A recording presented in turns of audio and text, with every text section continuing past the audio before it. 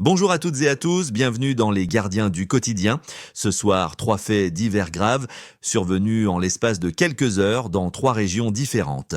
3 affaires, un même constat, la violence frappe désormais sans cible précise, sans heurts, sans limite. Dans la nuit de dimanche à lundi, un couple de retraités vit l'impensable. Leur maison est visée par plusieurs tirs à l'arme à feu. Réveillée en sursaut, la propriétaire, âgée de 75 ans, décrit une scène de cauchemar. Un bruit épouvantable. Si j'avais été touchée, je serais morte. Les impacts sont visibles sur les murs, jusque dans l'encadrement de la porte. Selon la victime, les tirs ne la visaient pas directement, mais la peur, elle, est bien réelle. Traumatisée, la septuagénaire confie ne plus dormir, trembler, pleurer régulièrement. Sa fille réclame aujourd'hui une réaction rapide des autorités, craignant de possibles représailles. Tirer à l'arme à feu dans un quartier résidentiel n'est pas un simple incident. C'est un crime avec un risque mortel immédiat, notamment pour des personnes âgées. Autre ville, autre scène, mais une même violence brutale.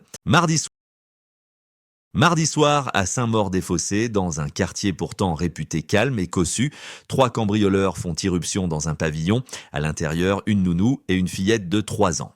La scène est d'une extrême violence. La nounou est plaquée au sol sous la menace d'un couteau. L'un des individus menace explicitement de tuer l'enfant si elle n'obéit pas.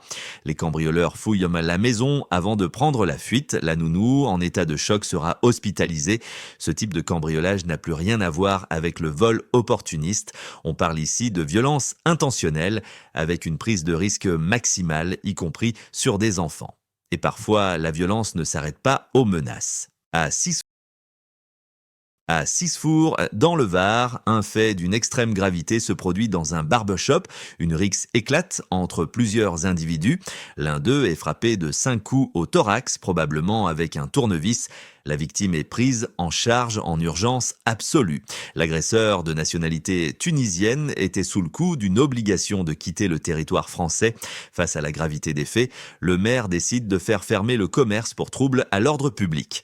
Ce drame pose une nouvelle fois la question de la gestion des individus dangereux et de la protection des lieux ouverts au public. Ces 3 affaires nous rappellent une réalité brutale. Personne n'est à l'abri, ni chez soi, ni dans la rue, ni dans un commerce.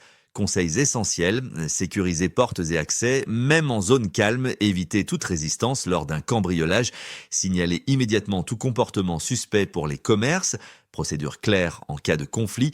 Merci à tous de nous avoir suivis, on se retrouve demain pour de nouvelles actualités. D'ici là, restez vigilants et surtout, n'hésitez pas à partager vos expériences ou vos conseils en commentaire.